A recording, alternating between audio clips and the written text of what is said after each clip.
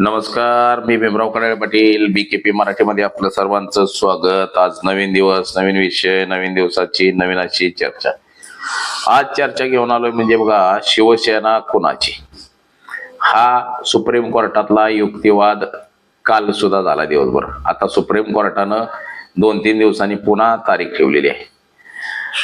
आता नेमकं एकनाथ शिंदेची शिवसेना जाते का राहते? एकनाथ शिंदे गटामध्ये सध्या चलबिचल सुरू आहे. एकनाथ शिंदे गटाचं असं झालेलं आहे की आता त्यातले आमदार खासदार अक्षरशः घाबरगुंडीला आहेत. जे 6 खासदार गेले ते तर गॅसवरच बसलेले आहेत, म्हणजे त्यांची तर पंचायत झाली.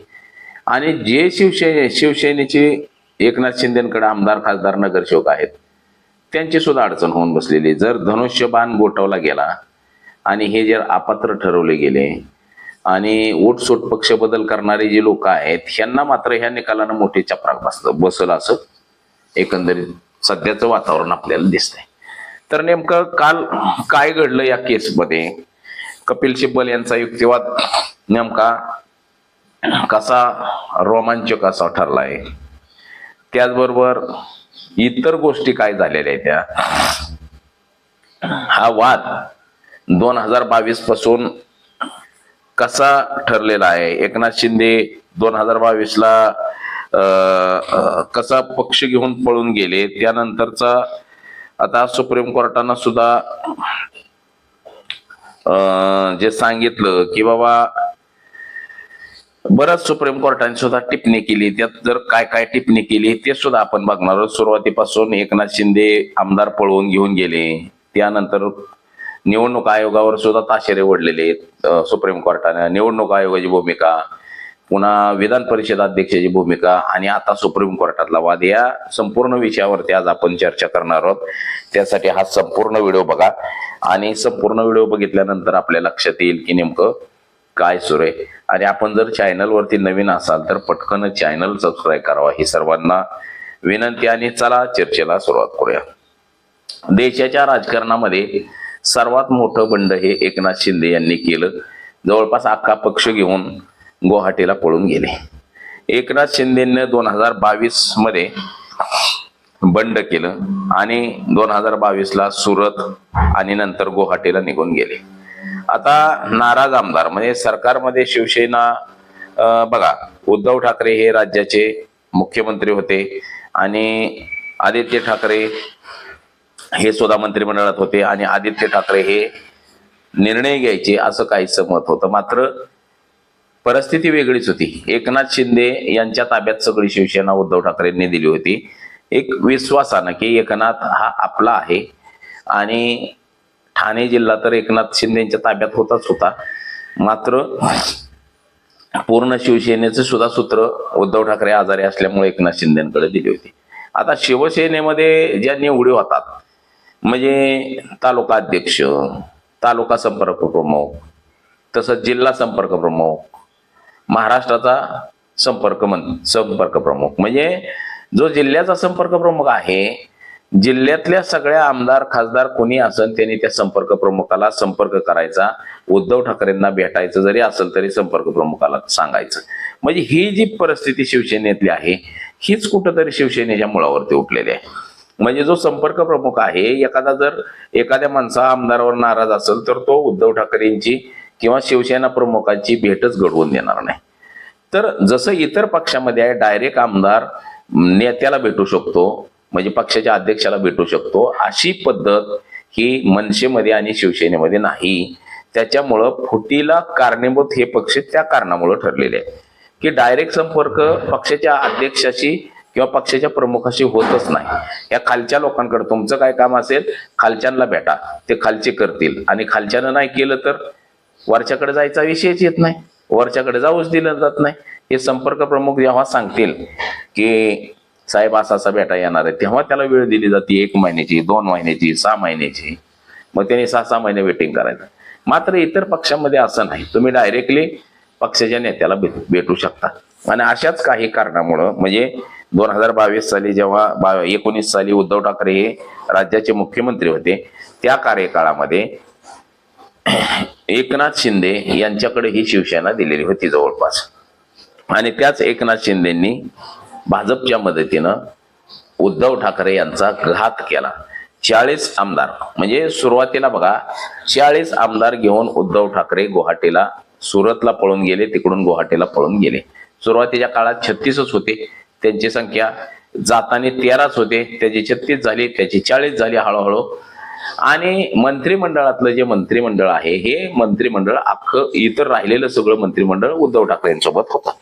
आता त्या कार्यकाळामध्ये एकनाथ शिंदे यांना गटनेता म्हणून निवडलेलं होतं आणि त्या काळामध्ये एकनाथ शिंदे यांना गटनेते पदावरून सुद्धा हटवलं गुवाहाटीला पळून गेल्यावरती.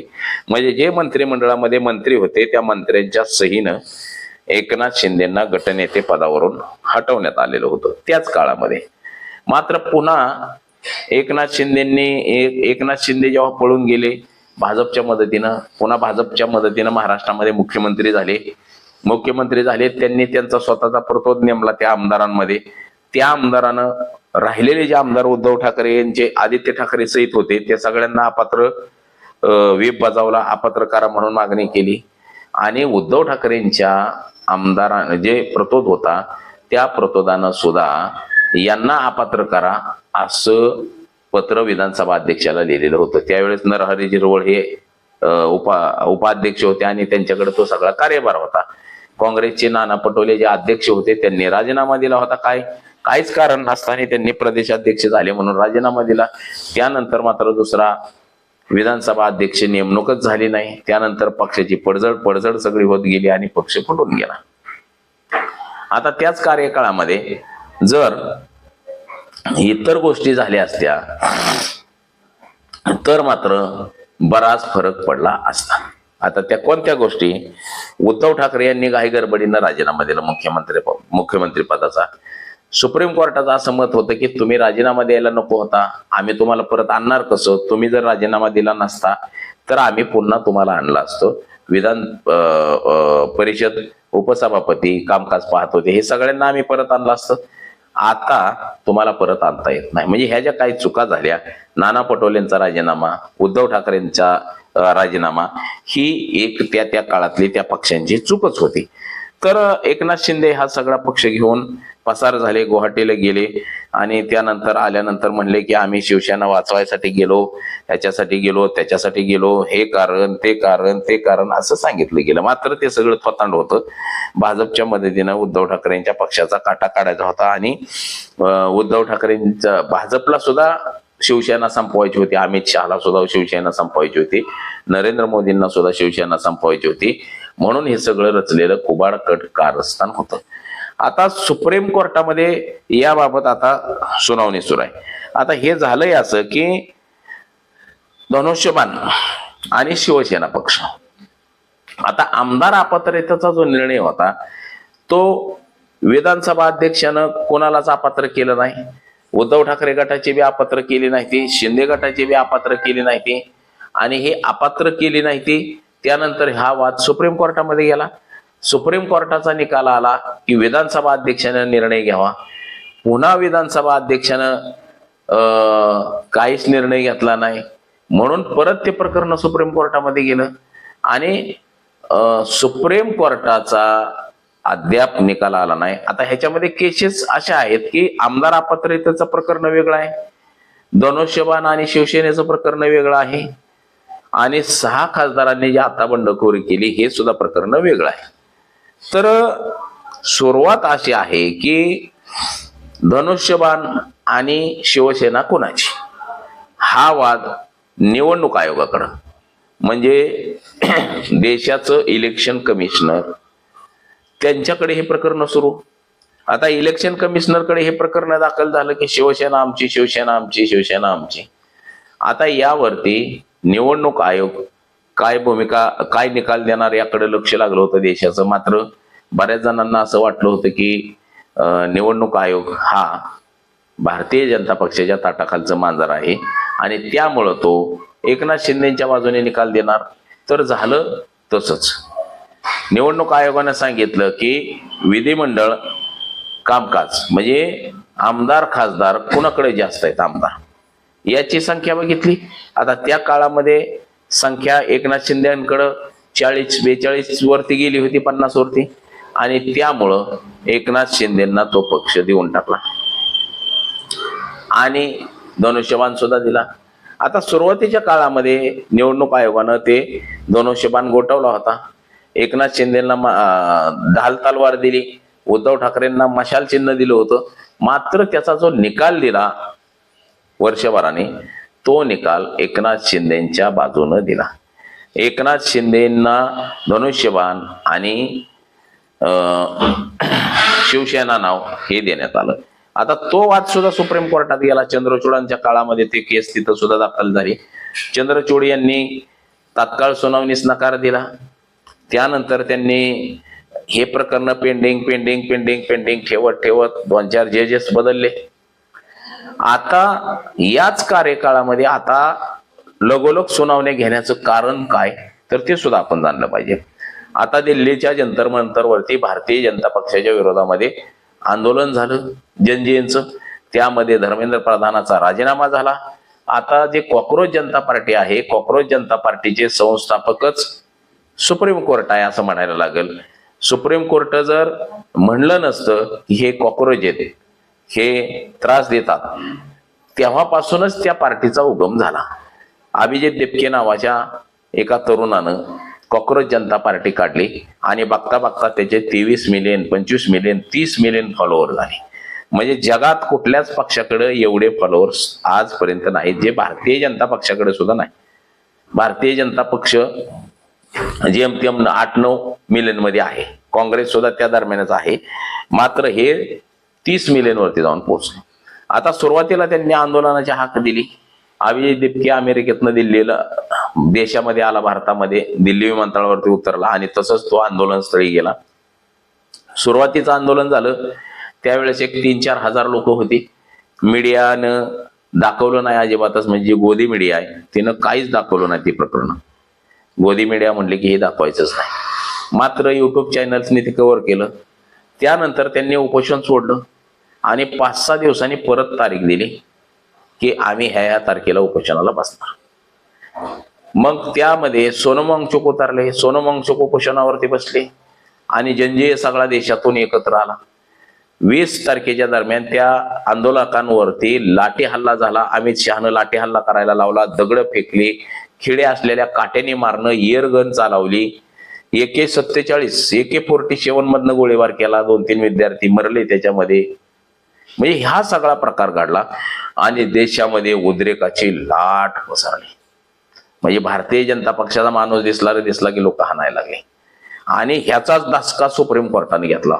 सुप्रीम कोर्ट म्हणलं अरे बाबा आता काय खरं नाही, आपल्याला सुद्धा लोक धोपटून काढतील. मग हे जे पेंडिंग केसेस आहेत, वादग्रस्त आहेत, ह्याचे निकाल पटापटा दिले पाहिजे. म्हणून सुप्रीम कोर्टानं तारीख पटापटा 3 दिवस सलग हे शिवसेनेला वेळ दिला. शिवसेना विरुद्ध शिवसेना कपिल सिब्बलचा युक्तिवाद ऐकून घेतला आणि आता परत पुढच्या आठवड्यातच लगेच तारीख ठेवली की ह्याचा सोक्षमोक्ष ह्याच महिन्यात लावायचा म्हणले आम्हाला, नाही तर लोक मारतीनच आता आम्हाला सुद्धा म्हणले. म्हणजे असं सुप्रीम कोर्ट सुद्धा घाबरलं. तर आता पुढे जाऊन ह्या केसमध्ये असं झालं बघा. आता धनुष्यबाण कोणाचा, हे 2022चं प्रकरण आहे. आता ह्यामध्ये काल तारीख झाली 6 तारीख. तर 2025चा जो नवीन निकाल 25चा जो निकाल होता शिवसेना आणि धनुष्यबाण कोणाचा, 6 ऑगस्टच्या सुनावणीबाबत याबाबत सुद्धा विचारलं गेलं. आता हे 40 आमदारांचं बंड आहे. याच्यामध्ये जो युक्तिवाद झाला हा जबरदस्त असा कपिल सिब्बलांनी युक्तिवाद केला. कपिल सिब्बल यांच्या युक्तिवादापुढं भारतीय जनता पक्ष आणि एकनाथ शिंदे हतबल झाले. सुप्रीम कोर्ट सुद्धा हतबल झालेलं आहे की कपिल सिब्बल यांनी जो युक्तिवाद केलेला आहे हा जबरदस्त केलेला आहे. आता याच्यामध्ये 2-4 तुम्हाला त्या गोष्टी सुद्धा मी दाखवतो की कोर्टामध्ये टिप्पणी काय घडलेली आहे. तर बघा आता हा निकाल जो युक्तिवाद जो सुरू आहे, या युक्तिवाद आता जोरदार झालेला आहे आणि उद्धव ठाकरेच्या बाजूने निकाल लागेल की काय अशी देशभर चर्चा सुरू झालेली आहे. आणि यामुळे एकनाथ शिंदे दरेगावला निघून गेलेले आहेत, कालच गेलेले आहेत. आता कपिल सिब्बल यांचा मोठा युक्तिवाद आहे. 17 फेब्रुवारी 2023 पासून विधिमंडळ पक्षच खरा पक्ष मानला जाईल, असं सुद्धा युक्तिवाद कपिल सिब्बलांनी केलेला आहे. आणि शिवसेना कोणाची या याच्यावरती सुद्धा भाष्य केलेलं आहे. म्हणजे न्यायमूर्ती यांनी बघा असं म्हटलं आहे की म्हणजे त्याच्यामध्ये एकनाथ शिंदे जेव्हा विधिमंडळ नेता होते, एकनाथ शिंदेना हटवलं गेलं त्यावेळेस, म्हणजे एकनाथ शिंदे जे 30-35 आमदार घेऊन जे पळून गेले का गुवाहाटीला, त्यावेळेस उदय सामंत, दादा भुसे ही मंडळी मंत्रिमंडळामध्ये होती उद्धव ठाकरेंच्या. आणि त्यांना एकनाथ शिंदेना हटवण्यासाठी ह्या लोकांनी एकनाथ शिंदेना हटवण्यासाठी सह्या केल्या त्या उदय सामंत, दादा भुसे यांनी. आणि कोर्ट सुद्धा म्हटलं की हीच मंडळी आज मंत्रिमंडळामध्ये आहे. म्हणजे ज्यांनी सह्या केल्या एकनाथ शिंदेना हटवण्यासाठी तीच लोक आता मंत्रिमंडळामध्ये आहेत. कोर्ट सुद्धा म्हटलं की अचंबित झालं बाबा, हे तर उद्धव ठाकरेच्या बाजूने होते आणि हे परत कसे काय इकडे घेतले. आता यामध्ये कोर्टानं असं सांगितलेलं आहे की अपात्रतेचा निर्णय घेण्याच्या अगोदर बघा, अपात्रतेचा निर्णय घेण्याच्या अगोदर शिवसेना कोणाची याचा निर्णय घ्या, असं सुद्धा म्हटलेलं आहे. आणि आमदार म्हणजे पक्ष नव्हे, पण आजकाल विधिमंडळ पक्ष दुसऱ्या पक्षात विलीन होतो आणि वेगळ्या चिन्हावर निवडणूक लढवली असताना सुद्धा, निवडून आलेला असताना सुद्धा, म्हणजे दुसऱ्या पक्षाच्या चिन्हावरती निवडून येऊन सुद्धा तो दुसऱ्या पक्षामध्ये जातो. आता याबाबत कोर्टानं ताशेरे सुद्धा ओढलेले आहेत, जबरदस्त असं ताशेरे ओढलेले आहेत निवडणूक आयोगावरती. म्हणजे निवडणूक सुद्धा येड्यात निघलेला आहे निवडणूक. म्हणजे सुप्रीम कोर्टानं निवडणूक आयोगाला जाम असा झापलाय बघा, जाम झापला निवडणूक आयोग, चुकीचं सगळं तुम्ही केलं म्हणून. आता सिब्बलांना बघा, कपिल सिब्बलांना या युक्तिवादासाठी 15 मिनिटं जास्त वेळ कोर्टाने दिला गेला. आणि भरत गोगावलेंची जी निवड केली होती ती सुद्धा कोर्टानं सांगितली की चुकीचीच आहे. आता सुप्रीम कोर्ट निकाल ठाकरेंच्या बाजूने देतोय का काय, अशी परिस्थिती निर्माण झालेली आहे. म्हणजे शिवसेनेचा खटला हा देशाच्या राजकारणाला नवं वळण देणारा खटला ठरणार आहे. कोर्ट सुद्धा तसंच म्हटलेलं आहे की आम्ही ह्याच्यामध्ये देशाच्या राजकारणाला नवं वळण मिळेल असाच आम्ही खटला देऊ आणि तो निकाल हा कायमस्वरूपी पक्ष बदल करणाऱ्या लोकांच्या मनात राहील असा निकाल देऊ, असं सुप्रीम कोर्टानं सांगितलेलं आहे. आता शिंदे बघा कोर्टात काय काय घडलं. शिंदे मुख्यमंत्री झाल्यानंतर बाजू बदलली, कारण सत्ता प्रत्येकाला आकर्षण करते. म्हणजे जे असं सांगण्यात आलं की जे 21 खासदार होतं शिवसेनेचं, त्यापैकी 18 खासदार हे निवडून आलेले आणि 3 राज्यसभेचे खासदार होते. मात्र एकनाथ शिंदे मुख्यमंत्री झाल्यानंतर ह्यातले काय हळूहळू तिकडे गेले, सत्तेला आकर्षण होऊन तिकडे गेले, असं कपिल सिब्बल यांनी युक्तिवाद केला आहे. आणि अचानक बघा कपिल सिब्बल यांचा हा दावा आहे. त्याचबरोबर कपिल सिब्बल यांनी म्हटलेलं आहे की अचानक दुसऱ्या पक्षाबरोबर हात मिळवणी करणं, या राज्यातून दुसऱ्या राज्यामध्ये पळून जाणं, हे सुद्धा कितपत योग्य आहे, असं सुद्धा कपिल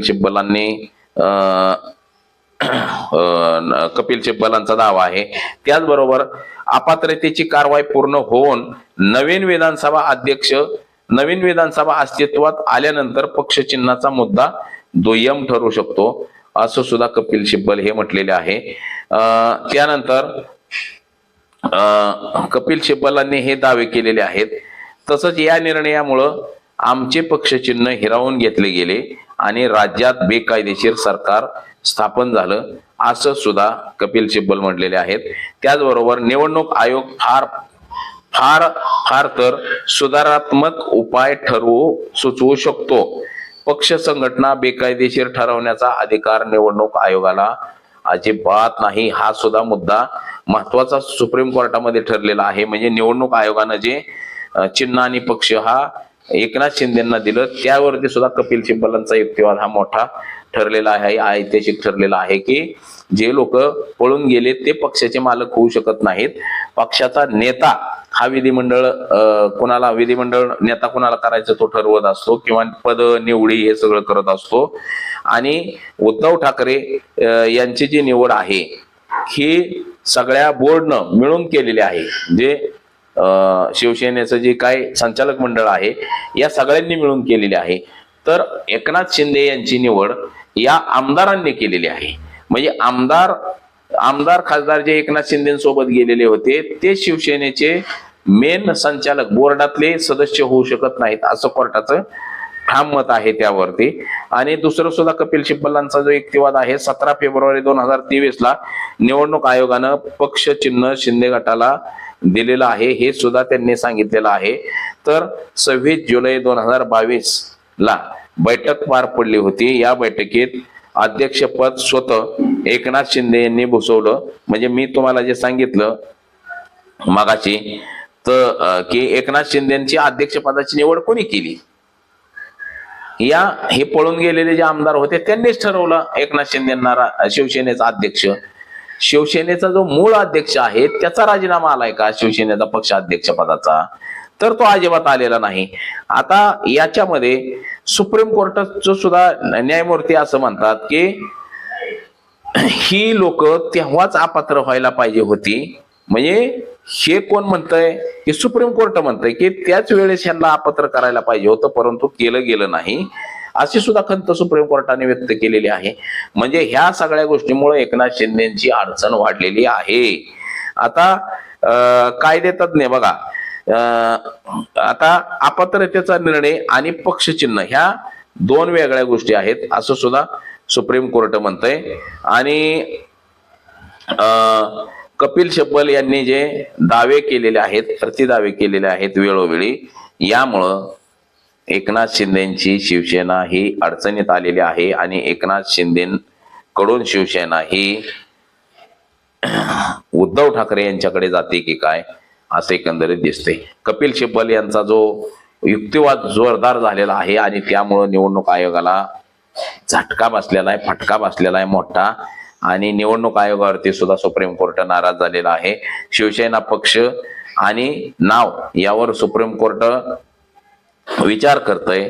आणि आता यामध्ये कपिल सिब्बलांनी दुसरं एक असं मुद्दा मांडलेला आहे की 2022 मध्ये जो पक्ष पळवला गेला, जे अध्यक्षपदाची निवड झाली ती सुद्धा चुकीची झालेली आहे. एकनाथ शिंदे यांचं संपूर्ण सरकार हे बेकायदेशीर आहे. 2019 ची जी निवडणूक आहे ही सुद्धा कशी चुकीची आहे हे सुद्धा सांगितलं गेलेलं आहे. कोर्टामध्ये ही सुद्धा बाजू मांडण्यात आलेली आहे. बघा शिंदेंना उमेदवारीच उद्धव ठाकरेंनी दिली होती, मग ते पक्षाचे प्रमुख कसे, त्यावेळेस ते पक्षाचे प्रमुख नव्हते हा सुद्धा मुद्दा सुप्रीम कोर्टामध्ये मांडला गेलेला आहे.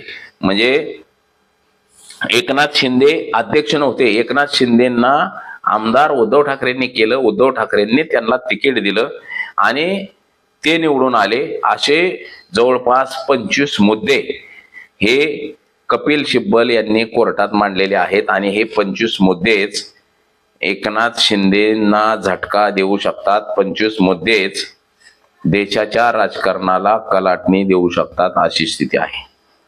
म्हणजे एकनाथ शिंदेवरती आता कठोर उपाय हा सुप्रीम कोर्ट करतंय. म्हणजे सुप्रीम कोर्टाने असं म्हटलेलं आहे बऱ्याच गोष्टी, म्हणजे 25 मुद्दे हे कपिल सिब्बलांनी मांडलेले आहे. विधिमंडळ पक्षाचे सदस्य राजकीय नेता कसा निवडू शकतात असं न्यायाधीशांनी म्हटलेलं आहे. म्हणजे विधिमंडळ पक्षाचे नेता म्हणजे आमदार आपल्या पक्षाचा अध्यक्ष दुसऱ्या पक्षाचा अध्यक्ष कसा काय निवडू शकतात असं डायरेक्ट मत सुप्रीम कोर्टाच्या जस्टिसनं म्हटलेलं आहे, सुप्रीम कोर्टानं म्हटलेलं आहे. यामुळं आता शिंदेचा खेळ खल्लास झालाय की काय अशी आता चर्चा जोरदार सुरू झालेली आहे. म्हणजे एकनाथरावांचं पानिपत कपिल सिब्बल यांनी केलंय की काय, आणि एकनाथ शिंदे यांचा पक्ष जो आहे आता शिवसेना जी आहे या शिवसेनेचं नेमकं काय होईल आता याची चिंता लोकांना लागून राहिलेली आहे. म्हणजे शिंदे सेना संपुष्टात आली की काय अशी शक्यता आता सध्या निर्माण झालेली आहे. तर तुम्हाला दुसरं एक दाखवतो, सुप्रीम कोर्टाचं कामकाज दाखवतो, तिथं काय काय घडलं ते सुद्धा दाखवतो तुम्हाला. आता बघा, एकनाथ शिंदेना रवींद्र वायकर, दादा भुसे, संजय राठोड, शिवसेना पक्षफुटीच्या खटल्यात आता मोठा ट्विस्ट समोर आला बघा. ज्यामुळे महाराष्ट्राच्या राजकारणात पुन्हा एकदा खळबळ उडाली आहे. एकनाथ शिंदे यांना गटनेता पदावरून हटवण्यासाठी ज्यांनी स्वाक्षऱ्या केल्या होत्या तेच नेते आज शिंदेच्या मंत्रिमंडळात मंत्री म्हणून विराजमान आहेत. आणि याच कागदपत्रांची आता सुप्रीम कोर्टात जोरदार चर्चा सुरू झाली आहे. मग नेमकं या कागदपत्रांमध्ये काय आहे, बघा. कोणत्या नेत्यांच्या स्वाक्षऱ्या आहेत आणि कोर्टात कपिल सिब्बल यांनी असा कोणता मुद्दा मांडला की पुन्हा शिंदे गट अडचणीत आल्याची चर्चा सुरू झाली आहे. चला संपूर्ण प्रकरण समजून घेऊयात. महाविकास आघाडी सरकारच्या काळात एकनाथ शिंदे हे शिवसेनेच्या विधिमंडळ पक्षाचे गटनेते होते. मात्र त्यांनी बंड पुकारत आमदारांसोबत आणि त्यानंतर गुवाहाटी गाठली. आणि त्यानंतर उद्धव ठाकरे यांनी त्यांना गटनेता पदावरून हटवण्याचा निर्णय घेतला.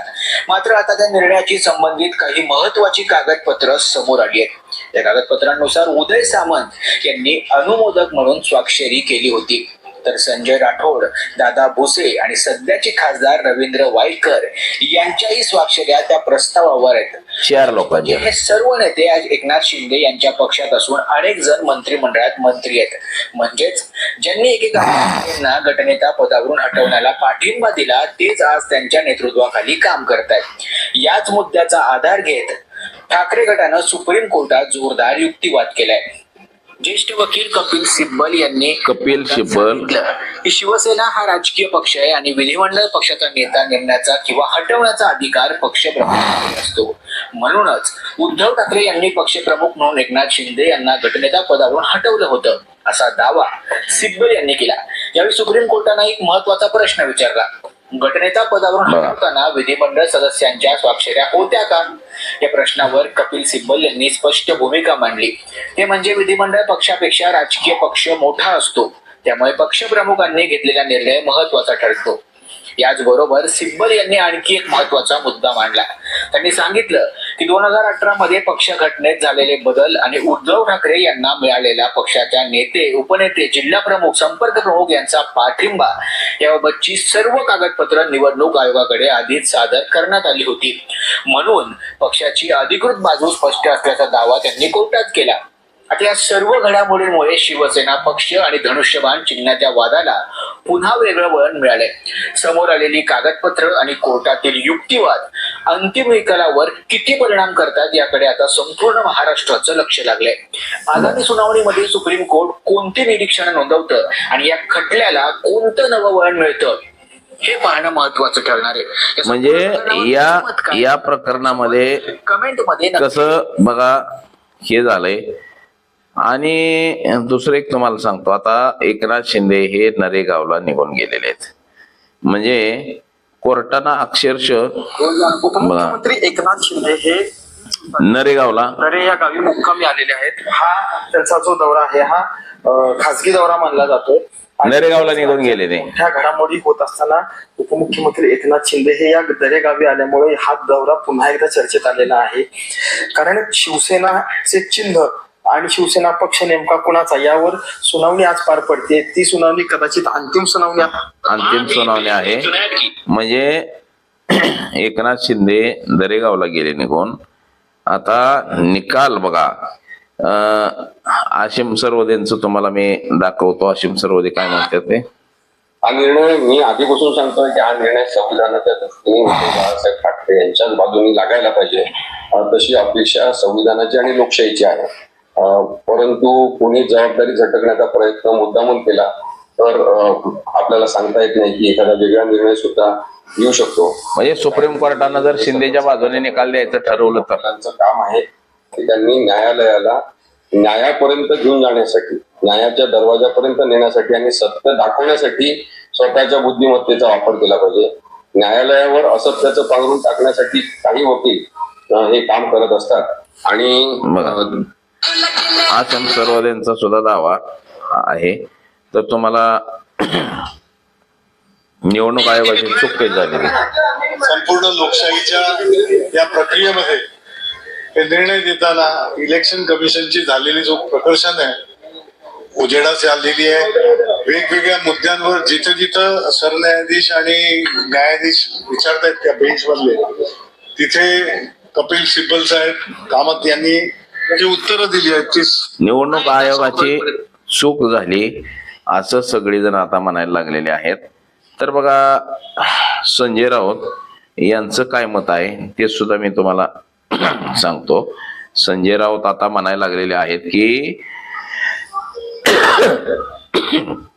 एकनाथ शिंदे आणि त्यांची लोक ठाकरेंनी नाव दिलं शिवसेना. हे अजितदादांचं बघा, त्यांनी शिवसेना वाढवली त्या मराठी माणसाला तिथे ताकद देण्याच्या करता. कुठे शिवसेना होती? त्या मराठी माणसाला साध्या साध्या कार्यकर्त्यांना आमदार केलं, खासदार केलं, मंत्री केलं, मुख्यमंत्री केलं की नाही? मनोहर जोशींचा सुरुवातीचा काळ आठवा, नारायण राणे साहेबांचा सुरुवातीचा काळ आठवा. इन्कम टॅक्सला काहीतरी साधे क्लार्क काहीतरी होते, ते मला माहित नाही, ते मला माहित नाही. माझ्या नावाखाली काही पण पावत्या पाडू नका. त्या संदर्भामध्ये मला तुम्हाला एक सांगायचंय की या पद्धतीचा यांचा कारभार आणि यांना एवढं मोठं बाळासाहेबांनी केलं. बाळासाहेबांनी शिवाजी पार्कच्या सभेमध्ये सांगितलं की इथून पुढे शिवसेना प्रमुख म्हणून उद्धव ठाकरे हे या संघटनेचं नेतृत्व करतील. सांगितलं की नाही? तिथं आदित्य ठाकरेंना युवा नेतृत्व म्हणून बाळासाहेबांनी दिलं की नाही? ते ज्यांच्या मुलाच्या वडिलांनी शिवसेना काढली, ज्या नातवाच्या आजोबांनी शिवसेना काढली, वाढवली, सर्व दूर पोहोचवली. हा व्हिडिओ आता सगळीकडे व्हायरल होतोय. म्हणजे की बाबा अजितदादा काय म्हणले बघा, हा व्हिडिओ सगळीकडे व्हायरल होतोय. म्हणजे शिवसेना कोणाची? शिंदेचं सरकार बनायला नको होतं. 10व्या सूचीनुसार आमदार अपात्रता गरजेची होती. बरं. अपात्रतेचा निर्णय घेण्याआधी निवडणूक आयोगाच्या मुद्द्यावर निर्णय घ्या, कपिल सिब्बल यांची मागणी. आम्हाला अपात्रता ठरवायची आहे, तसंच आम्ही देऊ तो निर्णय भविष्यासाठी लागू होईल. न्यायमूर्ती बागची यांची महत्वाची टिप्पणी. तर पुढच्या आठवड्यात पुन्हा सुनावणी होणार. एकनाथ शिंदेचे 6 खासदार मोदींना बघा, म्हणजे आता हा महत्वाचा निकाल चाललाय आणि यामध्ये टोटल केस ही एकनाथ शिंदेच्या शिवसेनेच्या विरोधामध्ये गेली जवळपास असं म्हणता येईल. म्हणजे जे तारीख पे तारीख चालली होती हे सुप्रीम कोर्टाने मनावरती घेतलं आता आणि पटापटा त्याच्या सुनावण्या सुरू केलेल्या आहेत. म्हणजे याचा अर्थ असा आहे की आता शिवसेनेचा निकाल हा पुढच्या आठवड्यामध्ये शिवसेनेचं जे म्हणणं मांडायचं आहे ते संपून जाईल आणि या महिन्याच्या अखेरीस निकाल लागेल आणि तोही निकाल एकनाथ शिंदेच्या विरोधात जाईल अशी चिन्ह निर्माण झालेली आहेत. मग निकाल विरोधात गेल्यानंतर शिवसेना एकनाथ शिंदेची काय करणार? भारतीय जनता पक्षामध्ये विलीन होणार का प्रहारमध्ये विलीन होणार, जे आता बच्चू कडूंना घेतलेला आहे, कोणत्या पक्षामध्ये विलीन होणार हा सुद्धा महत्वाचा मुद्दा आहे. जवळपास असं बोललं जातं की भाजपामध्ये हे सगळे विलीन होतील असंही सांगण्यात येते. तर आज एवढंच. माझा सहकारी कॅमेरामन अनिकेत समी, भीमराव काळे पाटील, BKP मराठी, इंदापूर, पुणे.